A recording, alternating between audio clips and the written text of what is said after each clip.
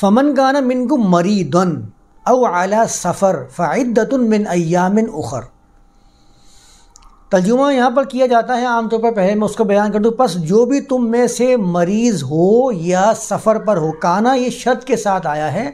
کانا کا بنیادی معنی عربی زبان میں واز ہوتا ہے، لیکن شرط کے ساتھ کبھی یہ ترجمہ دیتا ہے ہو، اگر ہو، اور دوسرا ترجمہ یہ کہتا ہے اگر ہوا. اگر تم میں سے کوئی مریض ہوا یا تم میں سے کوئی مریض ہو یا سفر پر ہو. تو میں نے کیا کہا تھا آپ سے اس دن کہ سفر پر ترجمہ کرنا یہ میرے لیے بڑا آسان ہے، میرے لیے مشکل نہیں ہے. میں ترجمہ کر سکتا ہوں سفر پر کہ مسافر ہو، لیکن میں نے آپ سے کیا کہا تھا کہ اس کا ترجمہ پھر اس طرح ہونا چاہیے تھا، لفظوں کی ترکیب ایسی ہونی چاہیے تھی کہ مریضاً او مسافراً، علا کا صلہ لگا کر سفر استعمال کیا ہے. مطلب سمجھنے کے لیے یہاں پر ایک موقع فراہم کیا گیا ہے کہ اب بھی اس کو سمجھ لو کہ او علی سفر آیا ہے، مسافراً نہیں آیا، جو ڈائریکٹ ترجمہ مسافراً کر دیا جاتا ہے. میرے لیے بڑا آسان ہے، میں سفر ترجمہ کر کے آگے نکل جاؤں. تم میں سے جو مریض ہوں یا مسافر ہوں، ترجمہ کرنا بہت مشکل نہیں ہے. فعدۃ من ایام اخر، ترجمہ کیا جاتا ہے کہ آنے والے ایام، دوسرے ایام کے اندر وہ گنتی پوری کرے. یہ ترجمہ ہمارے ہاں عام طور پر بیان کیا جا رہا ہوتا ہے. آنے والے ایام کے اندر پھر بتایا جاتا ہے کہ بھئی اگر رمضان کے مہینے کے اندر آپ کے کچھ روزے چھوٹ جاتے ہیں تو آپ کا کام کیا ہے کہ پھر آپ آنے والے زمانے کے اندر روزے رکھیں گے.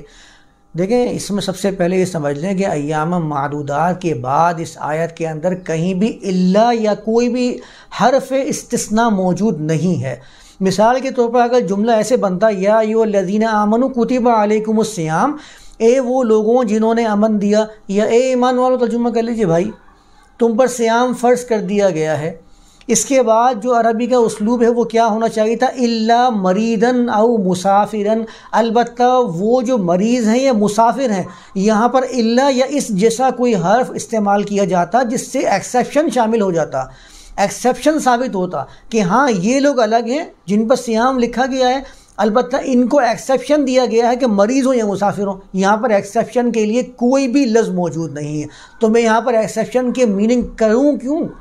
مجھے کیا دقت ہے کہ میں یہاں پر مریض و مسافر کو ایکسیپشن دینا شروع کر دوں؟ نہیں، یہ اس کے اندر سے خاص ہے. یہاں پر استثناء موجود ہے، استثناء کا یہاں پر کوئی حرف استثناء موجود نہیں ہے. سب نے ترجمہ ایسے کیا ہوا ہے. میں نے نئے ترجمے پڑھے ہیں جو کہتے ہیں کہ یہ ریشنل ٹرانسلیشنز ہیں قرآن کی، وہاں میں نے دیکھا وہاں پر انہوں نے ایکسیپشن کا ترجمہ کیا ہوا ہے. بھائی لا الہ الا اللہ کا ترجمہ آپ کیا کرتے ہیں؟ الا میں آپ ایکسیپشن استعمال کرتے ہیں نا، تو یہاں پر کوئی ایکسیپشن کے لیے لفظ ہی موجود نہیں. یہاں پر تو فا کے بعد من شرطیہ استعمال ہوا ہے. میں ایکسیپشن دے کے کہہ رہا ہوں کہ مریض و مسافر کا ایکسیپشن یہاں پر موجود ہے. یہاں پر الا نہیں ہے، جملہ الا کے ساتھ ہونا چاہیے تھا جب یہاں پر ترجمہ ایکسیپشن والا بنتا.